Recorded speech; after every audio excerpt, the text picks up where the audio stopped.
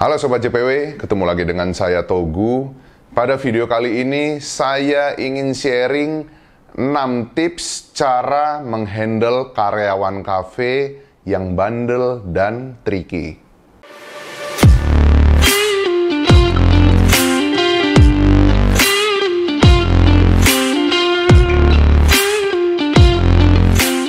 Anda pusing menghadapi karyawan yang bandel dan tricky? Yuk tonton video ini sampai selesai. Karyawan yang bandel itu biasanya cenderung memiliki IQ yang rendah atau bisa kita bilang ya agak sedikit bodoh lah ya. Kebanyakan karyawan yang bandel itu biasanya rata-rata itu karyawan yang bodoh ya. Dan karyawan yang tricky yaitu biasanya rata-rata adalah karyawan yang cerdas atau pintar. Bagaimana cara menghandle mereka? Garis besarnya adalah karyawan yang bodoh, tunjukkan caranya. Karyawan yang pintar, tunjukkan masalahnya. Tapi, kalau karyawannya males, udah nggak bisa dipakai di perusahaan. Mendingan keluarin aja. Mengatasi karyawan yang bandel dan tricky, itu memang menjadi PR tersendiri ya, untuk pimpinan, owner, ataupun manajer dari kafe dan resto ya. Nah, pada video kali ini saya ingin sharing 6 tips yang mungkin kalau Sobat JPW praktekkan bisa membantu mengatasi masalah ini. Yang pertama adalah komunikasi. Jalinlah komunikasi yang terbuka kepada mereka. Dengarkan keluhan mereka, dengarkan harapan mereka, lalu kita berikan solusinya seperti apa. Selain itu, dalam komunikasi tersebut Anda juga sampaikan sebenarnya kita sebagai pemilik perusahaan, kita yang mempekerjakan mereka, apa sih yang kita inginkan dari mereka, sikap-sikap seperti apa yang kita inginkan dari mereka, dan apa yang harus mereka perbuat untuk bisa memenuhi apa yang kita inginkan. Yang kedua adalah SOP atau Standard Operasional Prosedur. SOP adalah peraturan atau tata cara kerja untuk setiap karyawan kita. Setiap divisi itu biasanya mempunyai SOP yang berbeda. Contoh karyawan kitchen, karyawan bar, waiters, dan OB, bahkan back office, ya, itu semuanya punya SOP yang berbeda-beda. Jadi kalian sebagai owner atau kalian sebagai manajer wajib membuat SOP tersebut, beritahukan kepada mereka SOP-nya apa aja, ya, secara detail sampai mereka benar-benar paham. SOP ini juga bisa menjadi dasar yang kuat buat kita ya untuk memberikan hukuman atau konsekuensi terhadap mereka yang melanggar SOP tersebut. Harusnya karyawan dengan adanya SOP yang jelas, yang terukur dan terarah ya, itu bisa membuat karyawan lebih mudah dalam bekerja dan minimum mengurangi potensi mereka untuk bandel dan tricky. Tips yang ketiga adalah latih kemampuan berpikir karyawan Anda. Maksudnya latih kemampuan berpikir di sini adalah seperti apa? Ya, Anda bisa dengan cara mengajukan pertanyaan dari permasalahan yang mereka sering hadapi dan ajak mereka untuk berpikir bagaimana cara mencari solusinya. Jika solusinya kurang tepat, Anda bisa arahkan ke solusi yang benar. Contoh misalnya di divisi waiter. Ya, biasanya masalah-masalah yang terjadi di divisi waiter itu apa sih? Biasanya customer itu ngerasa kurang nyaman. Ya, kurang nyamannya itu misalnya karena kurang sambutan atau customer merasa tidak dilayani, ya, atau customer merasa waitersnya ini kurang ramah, kurang senyum, ya, kurang greeting dan lain-lain. Nah, kita udah tahu nih masalah waiter itu biasanya memang itu, ya. Bagaimana cara solusinya? Cara untuk melatih kemampuan mereka berpikir itu paling mudah adalah dengan menanyakan masalah tersebut ke mereka. Metode paling gampang adalah memposisikan posisi waiter itu sebagai customer. Bagaimana contohnya? Misalnya, ada waiters A, misalkan namanya Budi misalnya.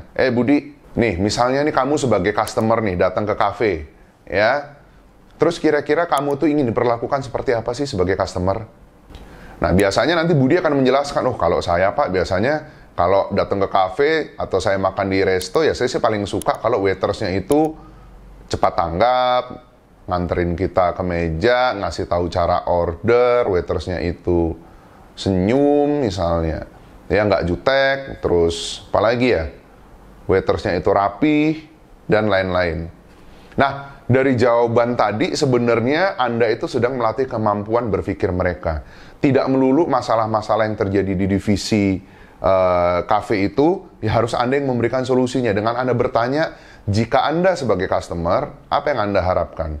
Kalau lu nih datang ke resto, lu tuh pengennya kayak gimana sih? Dengan seperti itu aja, Anda sudah memberikan umpan balik yang konstruktif atau membangun. Melatih mereka untuk berpikir.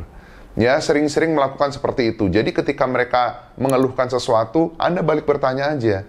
Ya, kalau seandainya Anda di posisi itu, kira-kira solusi terbaik yang Anda lakukan itu apa sih?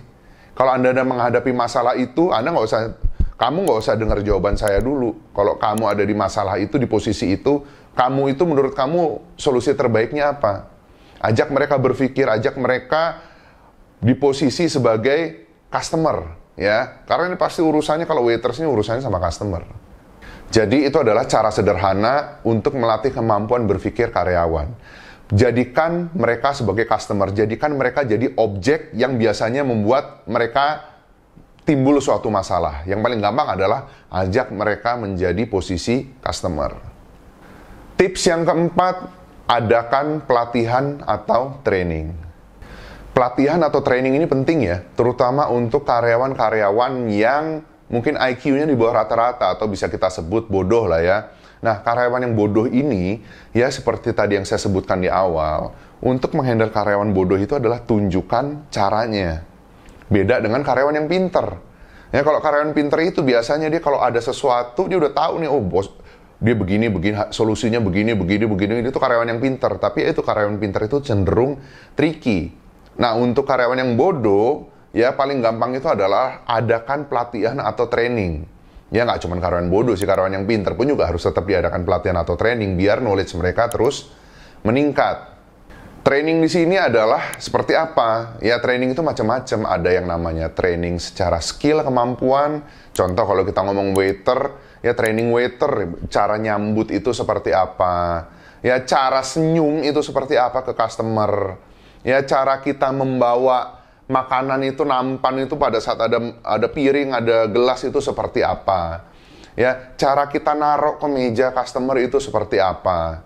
Ya, itu training-training, pelatihan-pelatihan seperti itu penting untuk dilakukan. Begitu juga untuk divisi yang lainnya, divisi kitchen, divisi bar, ya pelatihan atau training itu pun penting. Ya, Anda sebagai owner, Anda bisa melakukan quality control terhadap masing-masing divisi. Misalkan Anda ke kitchen, Anda lihat nih, oh kebersihannya kurang nih. Ya, berarti Anda bisa melakukan training ya, atau Anda bisa membuat SOP ya, cara membersihkan kitchen itu Anda maunya seperti apa. Gitu ya. Jam-jamnya seperti apa aja yang harus dibersihkan, cara ngebersihnya seperti apa, menggunakan alatnya apa aja. Ya, itu Anda bisa melakukan training terhadap mereka. Begitu juga untuk menu. Mungkin kita sebagai owner nggak sejago orang yang masak ya. Ya, nah tapi kadang-kadang problem di kitchen itu adalah makanan itu tidak konsisten. Nah, biar konsisten itu seperti apa? Ya, itu Anda tanyakan kepada mereka. Menurut kalian nih, ya makanan biar konsisten itu harus seperti apa? Biasanya makanan yang konsisten itu tergantung kepada preparannya. Ya, berarti untuk mendapatkan makanan yang konsisten, Anda fokus ke prepare. Berarti Anda latih, Anda arahkan divisi kitchen itu untuk ketika kitchen itu buka, fokus dulu ke preparean. Cek dulu prepareannya udah benar atau belum. Anda kontrol secara terus-menerus sampai akhirnya mereka itu sudah mempunyai refleks untuk mengecek semua preparean itu dengan baik. Jadi Anda harus terus latih, Anda harus terus awasi, Anda harus terus kontrol. Tips yang kelima adalah jadilah contoh yang baik untuk karyawan Anda. Anda di sini sebagai owner atau Anda sebagai manajer, cara paling gampang ngajarin mereka adalah Anda memberikan contoh yang baik kepada mereka. Kalau Anda ingin karyawan Anda disiplin, ya Andanya sebagai manajer, sebagai owner harus disiplin. Kalau Anda ingin karyawan Anda itu selalu rapi, berarti Andanya juga harus rapi dong. Kalau Anda ingin karyawan Anda itu tanggung jawab terhadap pekerjaannya, ya udah Anda sebagai owner atau manajer, tunjukkan tanggung jawab Anda. Ya, job desk Anda apa, tanggung jawab Anda apa, selesaikan dengan baik. Jadilah contoh yang baik untuk karyawan Anda. Ini adalah metode yang cukup ampuh untuk ngajarin mereka. Ya, dengan Anda memberikan contoh seperti yang Anda perintahkan, ya otomatis mereka pun pasti ada rasa nggak enak diri. Otomatis mereka pun akan melihat Anda dan mereka akan ngikutin ke arah yang lebih baik. Tips yang keenam adalah siapkan punishment atau hukuman. Anda sebagai owner atau Anda sebagai manajer, Anda harus membuat hukuman yang adil terhadap karyawan Anda. Ya, jangan mentang-mentang divisi kitchen sama divisi waiters, karena beda divisi, ya hukumannya berbeda jika ada kesalahan. Tetap Anda harus membuat hukuman yang adil sesuai dengan porsinya. Misal, ketika divisi kitchen itu tidak menjalankan tugasnya dengan baik, misalkan bikin menunya keasinan, misalnya seperti itu. Nah, Anda harus siapkan nih. Berarti itu kan masalah makanan tidak konsisten. Punishment-nya apa? Misal, punishment-nya adalah potong gaji sesuai dengan menu yang disiapkan, yang mereka buat. Misalnya, kitchen kondisinya kotor atau tidak bersih. Ya, tidak rapi gitu ya. Nah, Anda mau bikin punishment apa nih? Nah, itu Anda pikirkan aja kira-kira yang punishment yang paling pas itu apa.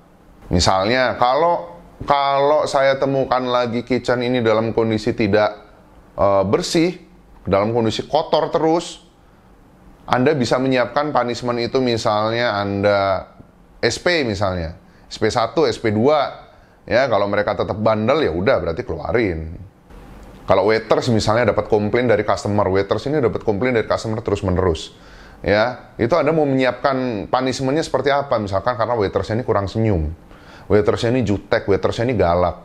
Ya oke, Anda kasih tahu sekali, 2 kali, tapi kalau mereka melanggar, Anda harus siapkan punishment-nya apa? Ya, punishment paling gampang itu ya, entah itu potong gaji, ya, karena mereka sudah merugikan perusahaan, ya, atau Anda SP1, SP2, atau Anda kira-kira dia sudah tidak bisa diperbaiki, ya udah keluarin aja. Jadi, untuk memberikan punishment atau hukuman ini, ya, saran saya adalah berikan punishment yang adil, yang kira-kira sesuai dengan tingkat masalah yang mereka perbuat. Tentunya, kesalahan yang bikin customer itu marah-marah ke kafe, sama kesalahan yang hanya sekedar kotor misalkan atau nggak bersih, tentu punishment-nya berbeda, jangan disamakan. Ya, jadi untuk punishment ini, Anda sebagai owner atau manajer harus menyiapkan hukuman yang seadil-adilnya. Nah, apa yang saya sampaikan ini penting juga untuk Sobat JPW ingat bahwa setiap kafe atau resto itu punya masalah yang berbeda. Ya, kondisinya berbeda-beda, cara menyelesaikannya pun berbeda-beda, tapi di sini yang saya sampaikan adalah garis besarnya, bagaimana cara menghandle karyawan yang bandel atau tricky tadi. Pokoknya ingat, ya, karyawan yang bandel atau tricky itu garis besarnya itu adalah karyawan yang bandel itu biasanya cenderung karyawan yang bodoh. Dia tuh dablek, dikasih tau nggak ngerti-ngerti. Salah lagi, salah lagi, salah lagi.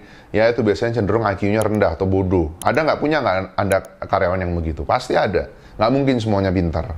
Nah, tapi biasanya kelebihannya karyawan yang bodoh ini biasanya dia nggak macem-macem. Dia nggak membuat sesuatu yang merugikan perusahaan yang besar gitu, enggak, karena dia juga kemampuan berpikirnya juga biasa-biasa aja.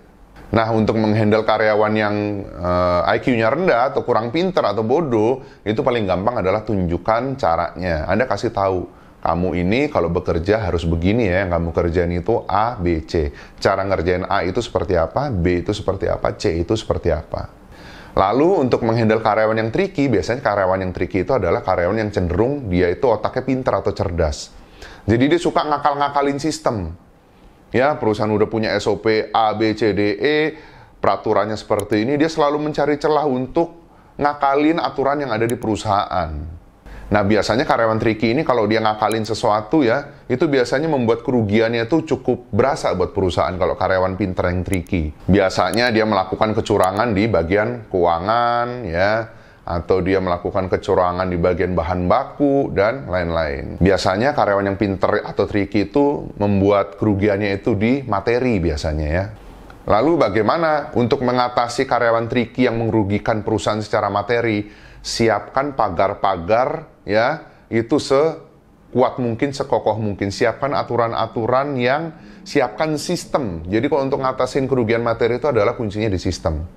Siapkan sistem-sistem, Anda analisa dulu kebocoran-kebocoran perusahaan itu, kebocoran kafe itu ada di mana aja, Anda tutup satu persatu. Biasanya kalau di kafe itu terjadi di bahan baku atau petty cash ya, pembelian bahan baku, di stok bahan baku, di petty cash ya, penggunaan petty cash ya, terus pembelian ke vendor, jadi ada hubungannya dengan uang nih. Ya, jadi Anda siapkan sistem sebaik-baiknya agar kecurangan di masalah keuangan itu tidak terjadi. Oke, sekian dulu video dari saya. Jangan lupa dukung terus channel YouTube JPW Indonesia dengan memberikan like dan subscribe. Semoga kafe dan restonya Sobat JPW semakin maju ya. Terima kasih, bye-bye.